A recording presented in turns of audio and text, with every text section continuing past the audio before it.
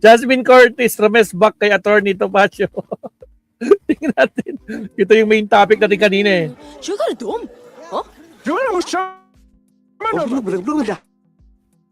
When words fail, Balik tayo kay Attorney. Buenos dias, buenos stars, mga amigas, sa aking mga kayubi sa Usapang Batas. Usapang dugyot sa muna. Excel News, na kung saan may programa Shout out, John Rex Vlog. Usapang Batas. Mula Lunes hanggang Biyernes, alas 8 hanggang alas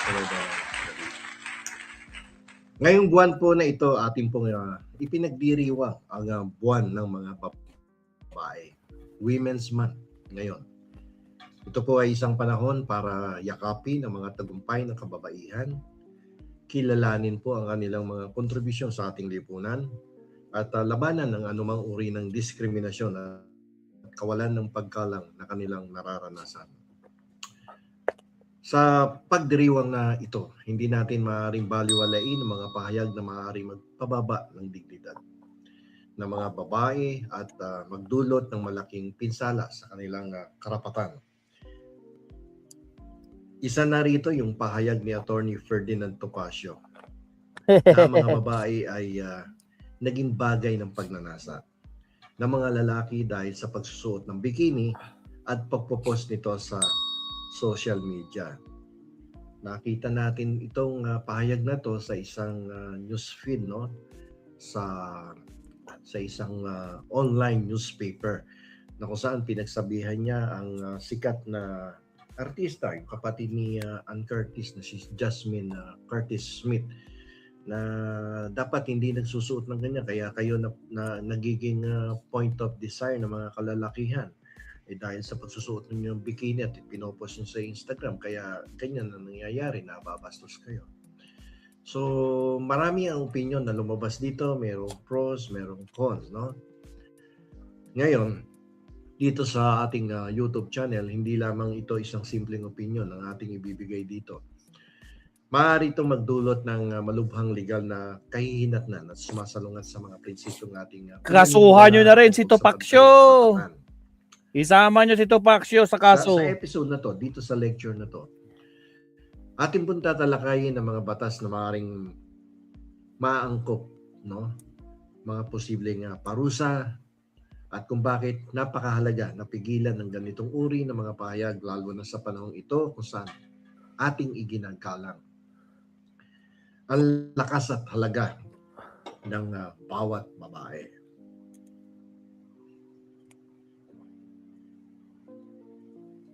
Ayaw tumigil yung sipon ko. Pag ako'y sinisipon, ako'y nagluluha ang aking mga mata. At automatic yan sa akin pag sinisipon ako. Okay? So dito sa episode na to ay ating pong tatalakayin ang mga batas na naangkop, the appropriate laws in this situation, particularly in this case na kung saan si Attorney Ferdinand Topacio ay nag-issue online ng mga statement laban dito kay Jasmine Curtis Smith na tungkol sa kanyang mga kasuotan ng mga naka-two-piece, naka-one-piece, no, na ginagamit naman ng tao sa kanyang mga photoshoot bilang isang manggagawa ng sining artista. Okay? Dito po sa ating bansa, mayroong mga ilang batas, no, na nagpoprotekta sa mga kababaihan laban sa mga pahayag at pag-uugali na nagdudulot ng diskriminasyon o pang-aabuso. Ang unang-una dito yung Safe Spaces Act o yung Republic Act number 1131-3. Ilang beses ko na po diniscuss ito sa Usapang Batas at maging dito sa aking YouTube channel na kung saan ay pinagbabawalan ang ilang kalalakihan, mga kalalakihan na magkaroon ng gender-based na pang-aabuso. So sa madalit salita, itong batas na to ay pinagbabawal ang lahat ng uri ng gender-based na pang-aabuso, kabilang na ang mga sexist na pahayag sa online at offline, no, na espasyo. Kaya nga tinawag ito na Safe Spaces Act, no? Yung pahayag na na inihayag ay maaaring ituring na paglabag dahil ito ay naglalagay ng pananagutan sa mga babae para sa pagiging bagay ng pagnanasa.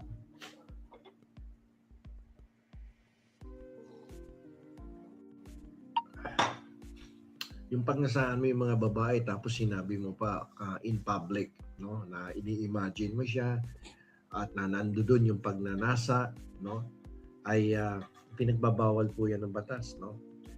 Sa halip na sisihin ng mga taong hindi marunong gumalang sa dignidad ng iba, ay dapat irespeto mo naman yung tao, no, at wag mo namang ibuyang-yang sa publiko yung mga tungkol sa mga pagnanasa mo sa kanya o sa kanila.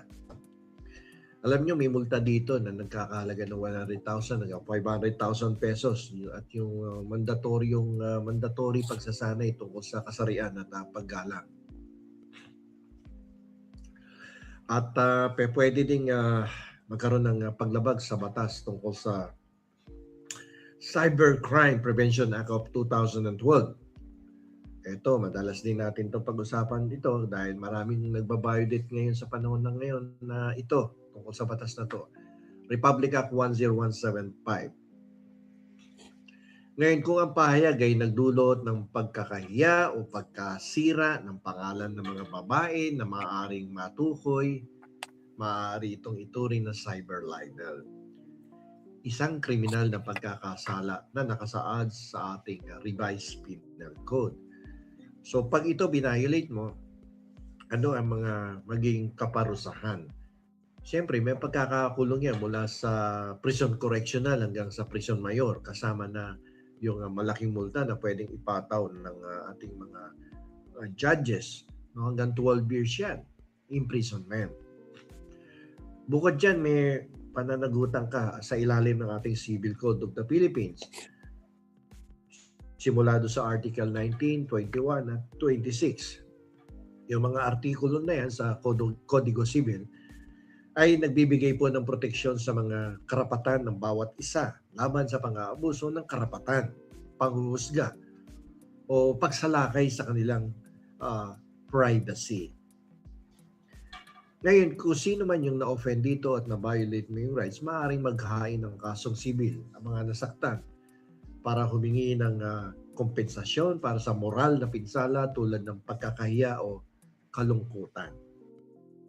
Kenny's Chimichurri Roast. Delicious and healthy. That's how I love me better. Kenny Rogers. Dalawa pa yung harang na attorney. Guys, sa mga bagong pasok, huwag kalimutan mag-like and subscribe. Salamat.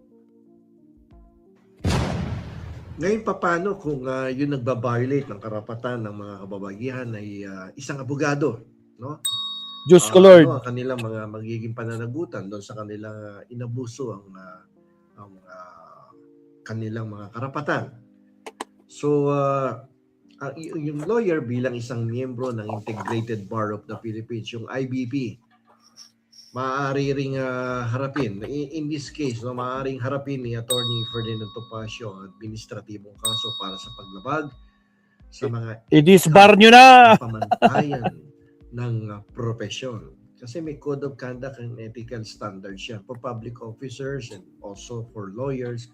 No, kapag binayolate mo yan, pwede kang i-reprimand, pwede kang masuspende ng ilang taon, o pwedeng maging dahilan nito ng pagkakatanggal mo bilang abogado. Depende yan sa gravity of the case.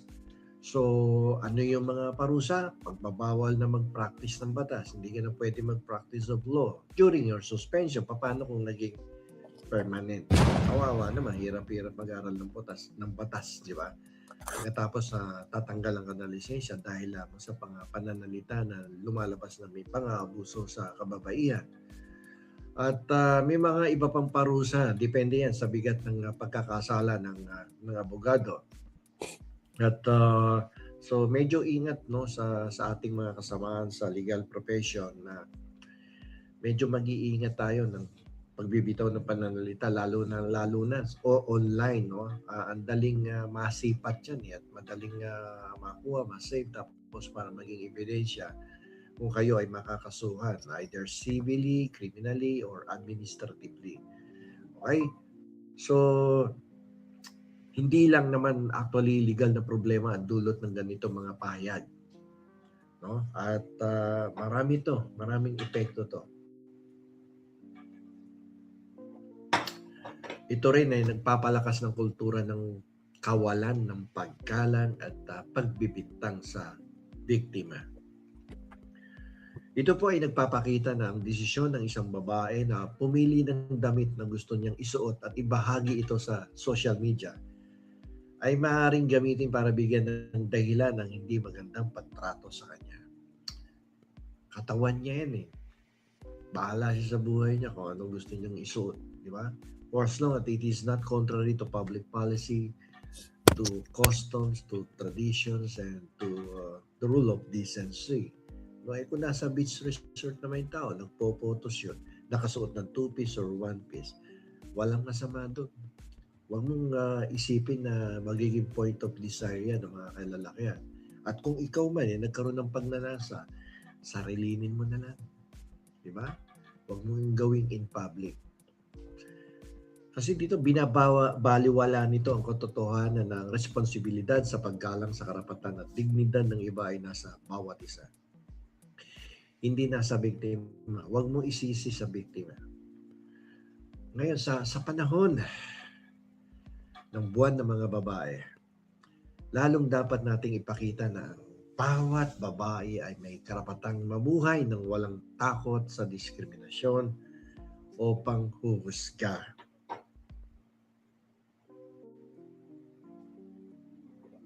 Mahirap yung ganun no? Tulad si Atty. Topacio, sinabi niya doon sa isang newsfeed na nakita ko, na katabi niya at naamoy niya isang kongresistang batang-bata. Inamin niya na nagkaroon siya ng pagnanasa doon sa batang kongresista dahil ng bango-bango yata daw. No? At may itsura yung bata. Hindi tama yun na sabihin mo in public. Masama yun. Pinagbabawal yan ng ating batas.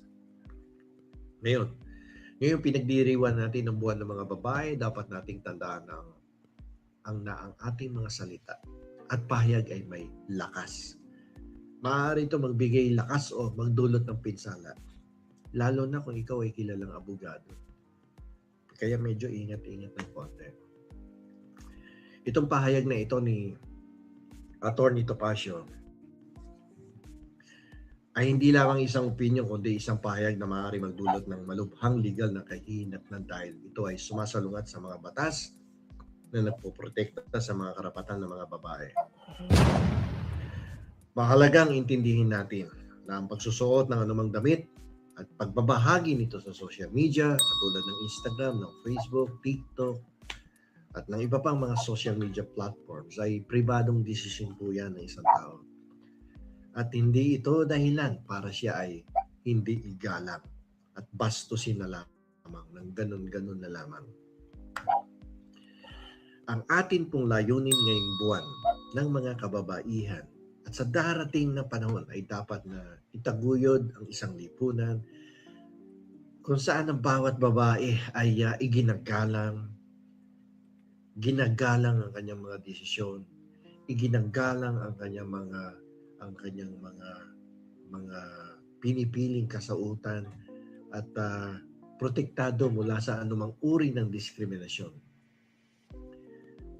Mula sa mga batas hanggang sa ating mga gawi, dapat po nating tiyakin na ang karapatan ng mga babae na mamuhay na may dignidad ay hindi mababaliwala. Respetuhin po natin sila at patuloy nating i-maintain yung kanilang dignidad at huwag nating basta baliwalain na lamang. Excuse me. Huwag po nating hayaang maging dahilan ng mga salita para pababain ang halaga ng sino mang babae. Sa halip, gamitin natin ang ating mga boses para ipagtaguyod ang katarungan, pantay-pantay, at tunay na paggalang sa lahat ng kasarian. So, nandito na lamang po. Ito po muli ang lingkod. Atty. Rene.